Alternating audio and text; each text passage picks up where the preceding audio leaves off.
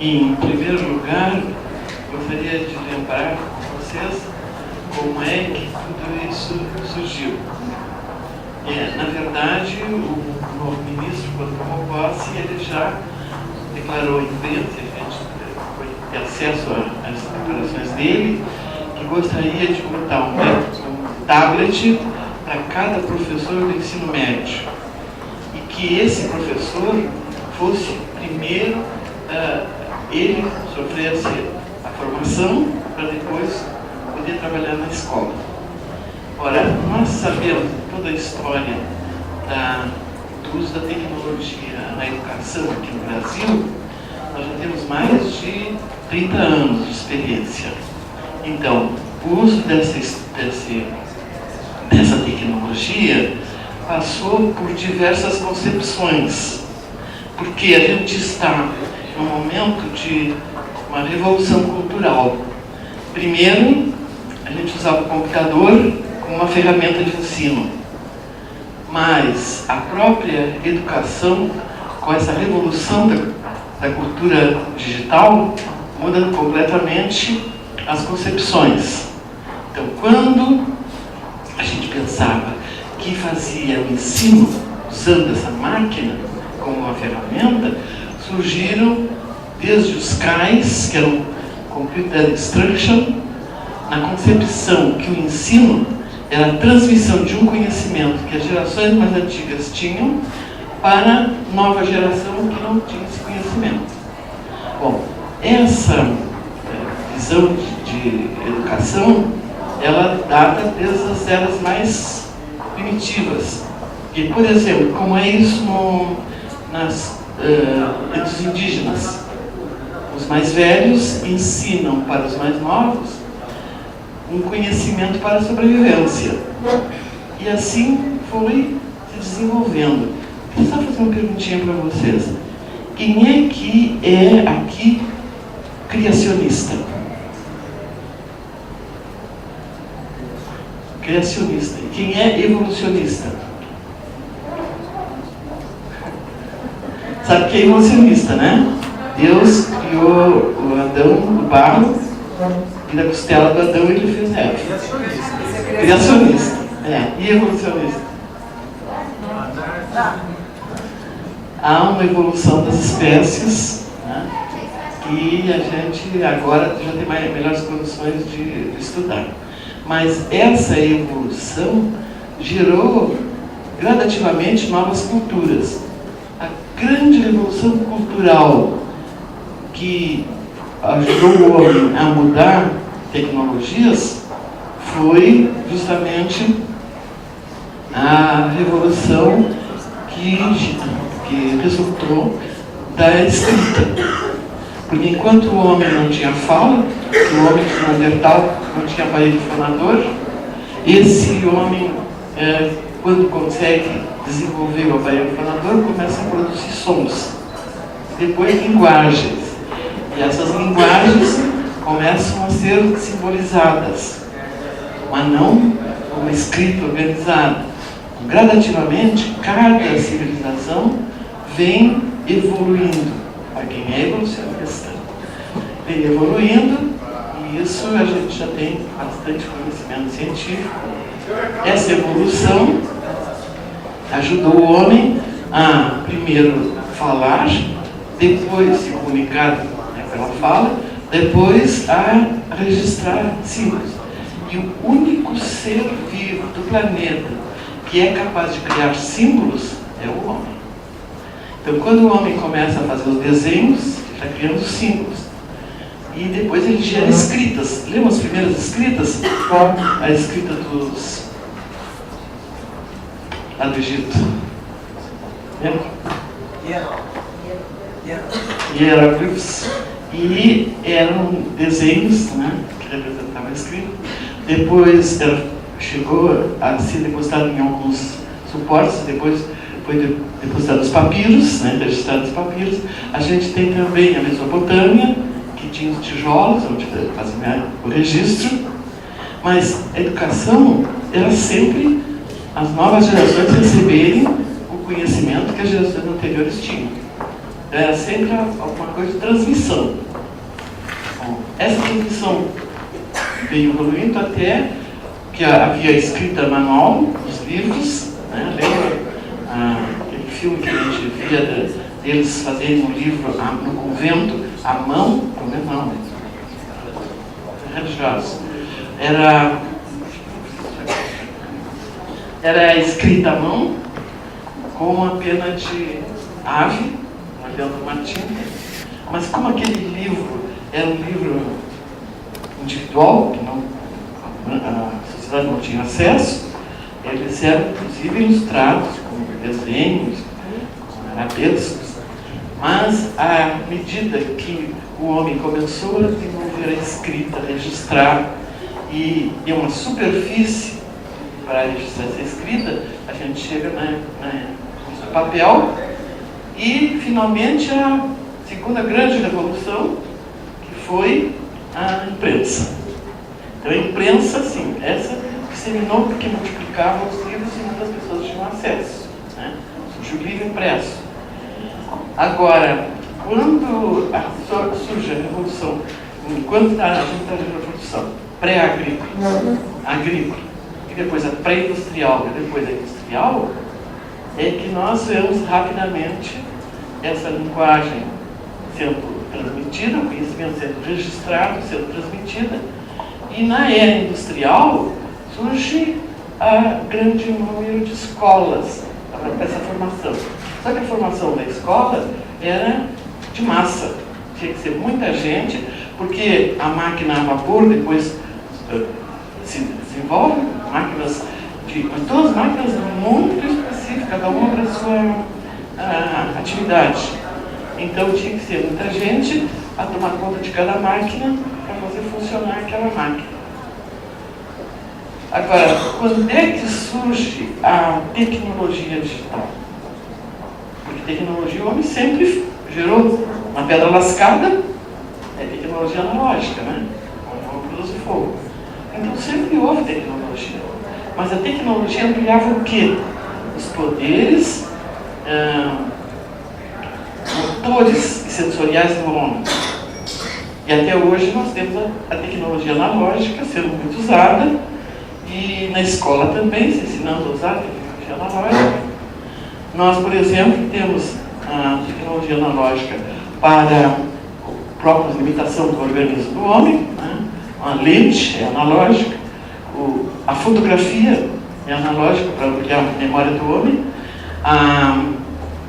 também a tecnologia analógica do cinema, tudo analógico, porque destinadas a ampliar a memória do homem, ampliar os sentidos do homem e ampliar a motricidade. A roda, por exemplo, para o homem se locomover. Mas essa tecnologia analógica era para ampliar sempre os sentidos e a motricidade do homem, material. Agora, quando é que surge a tecnologia digital? A tecnologia digital surge com inteligência artificial, e eu me lembro que na minha época se chamava cérebro eletrônico, e eu ficava com um medo terrível, vou inventar um cérebro que tem muito mais memória que do homem, que também faz cálculos, computador, né? Cálculos imensos, rapidíssimos, com muito mais precisão e velocidade do que o homem faz. Nós entramos com o tal do cérebro eletrônico, né, à inteligência artificial.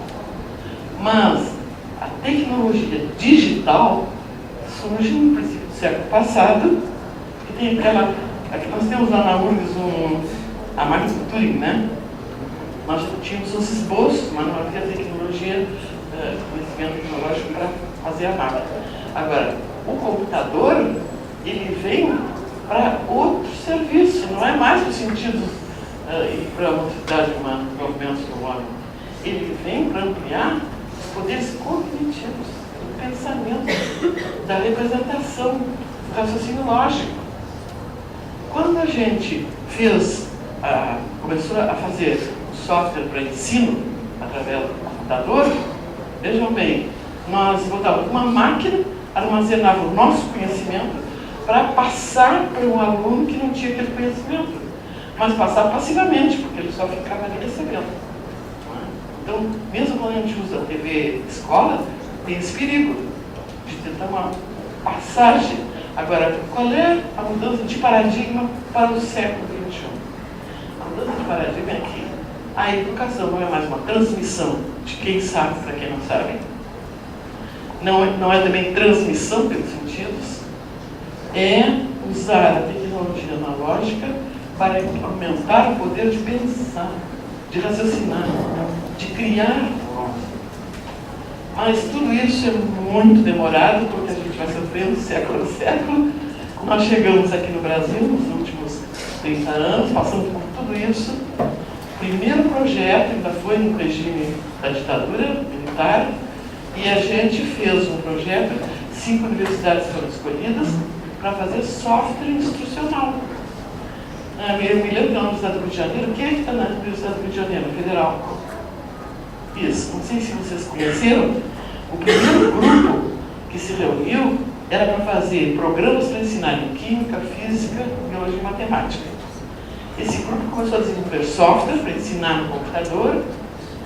E uma coisa que eu notei quando eles foram apresentar aqui em Brasília, que trouxeram as fotografias, os alunos estavam todos assim na frente da máquina. Então não estavam em atividade, estavam tentando assimilar o que estava sendo passado, né, pelo programa. Então eles levaram 5 anos desenvolvendo softwares, professores muito competentes, fizeram um esforço muito grande, um trabalho muito bem coordenado pela grupo da Federal do Rio de Janeiro. Só que quando eles terminaram, não rodava mais, porque os computadores tinham mudado. Então eu recebi um pacote com os disquetes, né, com tudo gravado e não tinha onde rodar. Então veja, é uma tecnologia que pela sua própria natureza tem uma velocidade incrível de mudança. Como ela é para desenvolver o pensamento do homem, como ela é para ajudar o homem a construir conhecimento novo para ele ou a ajudar outros a construir conhecimento, é uma tecnologia que desenvolve a nossa própria civilização. E é o que está acontecendo aqui.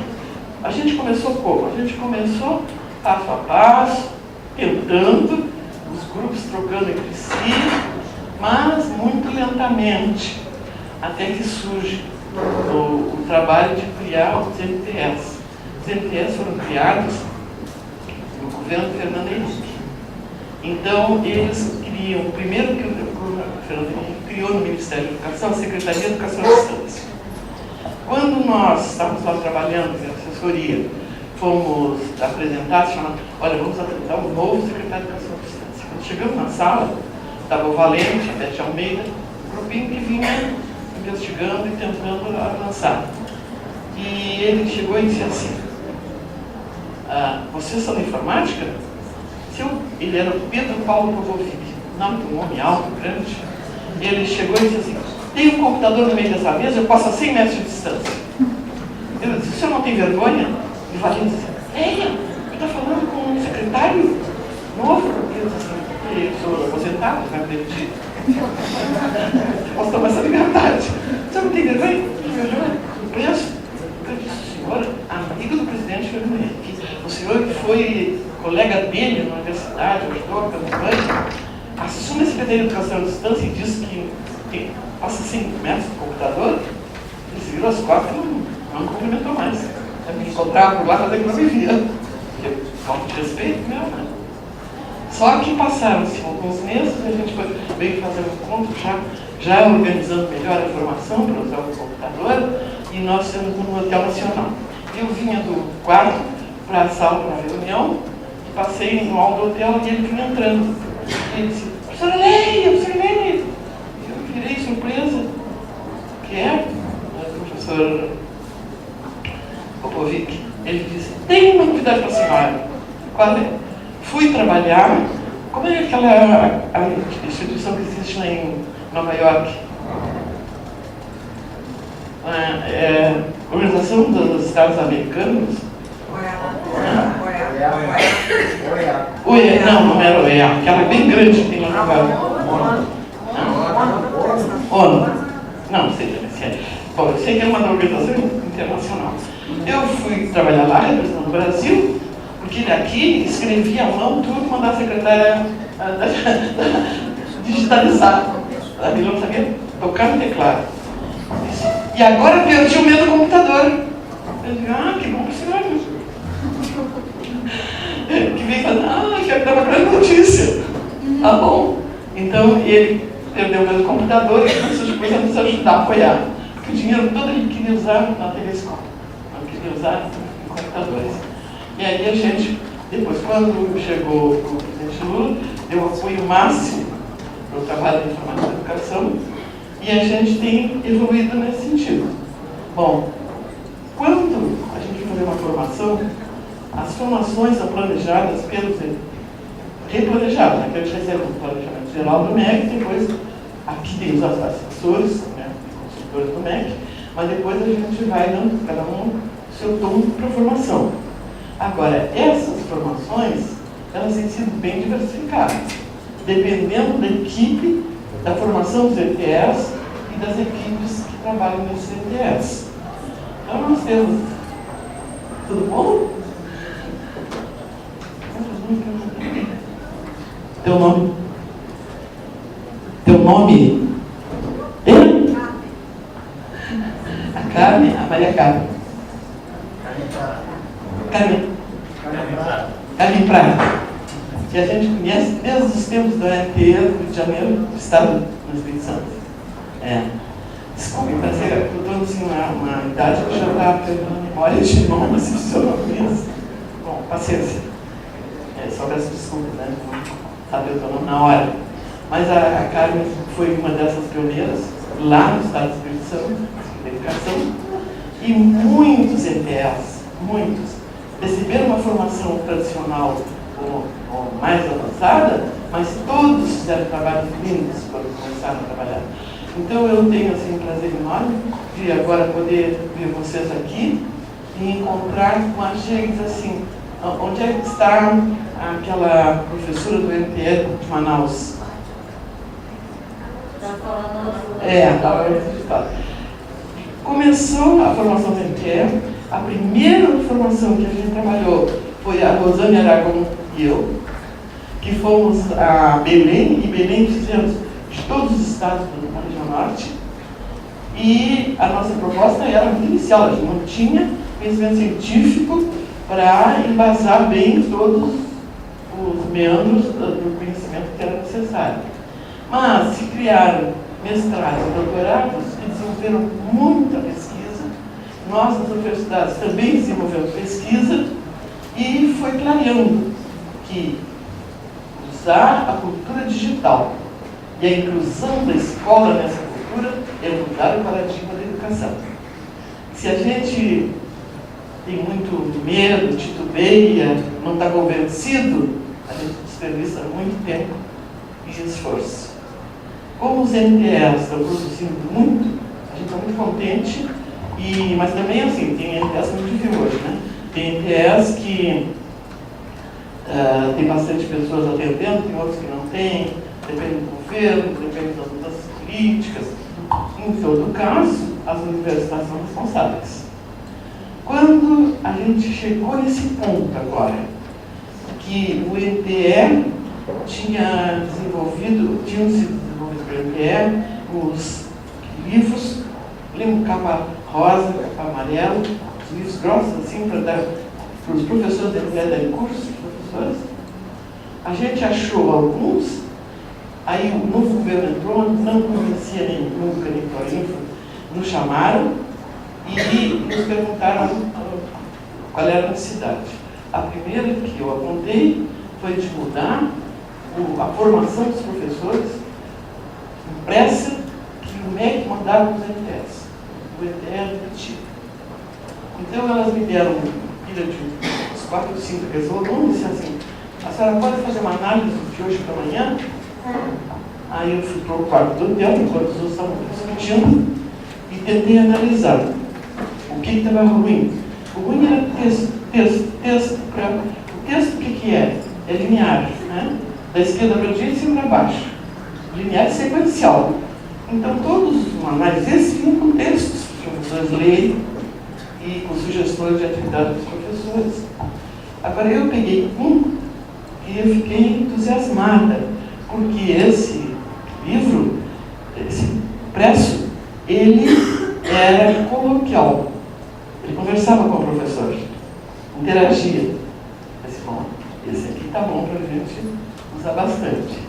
Então, levei essa reunião para a nossa reunião com o pessoal que estava organizando a Secretaria de Educação Científica terminar. E a gente estava organizando ali com o Silvio Alexandre, que estava também nessa época. E mais aquele outro Sérgio, que depois foi embora para o mesmo, né? Sérgio Corte, eles estavam ali. Nós discutimos, e nesse momento eu descobri que aquele texto que dialogava, aquele texto que tentava estimular a construção do conhecimento pelos alunos, era da Edla. Bom, a gente tinha trabalhado muito tempo, não é Edla? A gente tinha trabalhado muito tempo na Universidade Federal, lá de Santa Catarina, tinha bastante experiência, né? Então, a Edla já foi convidada para coordenar. E isso eu quero dizer para vocês que eu estou muito feliz porque ela conseguiu montar uma equipe na Federal de Santa Catarina, e uma equipe coesa que entendeu que a gente vai trabalhar não com textos lineares, sequenciais, nós vamos trabalhar com hipermídia. Então, mudar não é uma transmissão de um professor para outro, ou de um professor para um aprendiz, mas é uma construção interativa. Quando elas apresentaram aqui, eu acho que a gente se emocionou, de as pessoas, né? Que é, na verdade, uma mudança revolucionária. E eu quero dizer para vocês que a reação desse auditório, de testemunho das pessoas do CQE, das pessoas da universidade, deixaram a gente mais feliz ainda. Porque vocês estão conseguindo assumir que é uma revolução cultural, e que, na verdade, não é uma mudança do currículo da escola, não é uma mudança de material didático, é uma mudança do paradigma da educação. E é uma educação para a cultura digital, que ultrapassou todas as outras culturas anteriores. E também é uma educação que é auto. É toda ela, o aluno é participante, o aluno é ativo, o aluno é construtor do seu próprio conhecimento. E no nosso caso, alunos são professores, né? E a gente acha que com esse tipo de formação que está sendo proposto aqui, que nós estamos, melhor de tudo, é recebendo apoio, né, do Ministério da Educação, dos coordenadores, e com a disponibilidade de vocês, acho que agora a gente começa mesmo a uma mudança de paradigma, incluindo a escola na cultura digital. Não é levando o computador como uma ferramenta ao beira da escola. Eu não sei se vocês já se deram conta que essa tela é completamente diferente de qualquer outro suporte de escrita que nós temos. Porque essa tela é espaço n-dimensional. O papel sem escrito. O papel a gente tem assim, né? É bidimensional, né? É linear. E se tu quer mudar qualquer coisa, tem que rasgar fora e fazer outra. Aqui não, aqui são muitas dimensões, múltiplas dimensões, e tu pode explorar o que é cultura digital. É novos tempos e novas dimensões, e muda a informação, registro de informação, produção de informação. Então, tudo isso está sendo pensado por essa equipe, e eu estou feliz por vocês terem muito agradecido a vocês, que antes de eu passar para outra vida melhor, eu ainda vou poder chegar a presenciar essa mudança na escola brasileira. Outra coisa, não é a escola brasileira, sabe? Nós temos viajado por todos os outros países, sobretudo o mundo desenvolvido, economicamente mais desenvolvido, eles não têm isso. Ainda não se deram conta que é um novo paradigma de educação para formar cidadãos do terceiro milênio, cidadãos da era digital. Então, agora nós estamos com muitos estudos do cérebro, que é excelente, né? Eu quero ver se agora eu vou visitar lá em Natal. Quem é lá de Natal? E vocês já foram lá no Instituto do Cérebro? É fantástico, né? E eles viram alguma coisa lá trabalhando?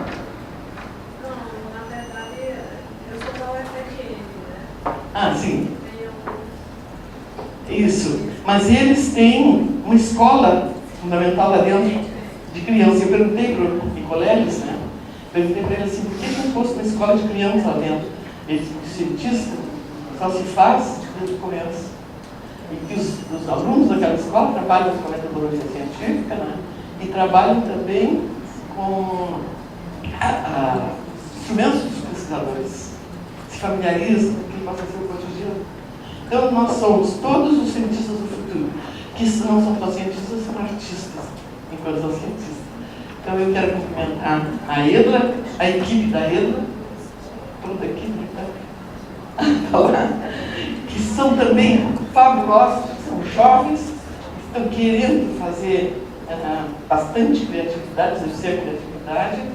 E eu espero ainda, que meu cérebrozinho, antes de acabar aqui, que ainda possa ter uma experiênciazinha de também construir, né? Construir conhecimento científico e artístico usando essa tecnologia.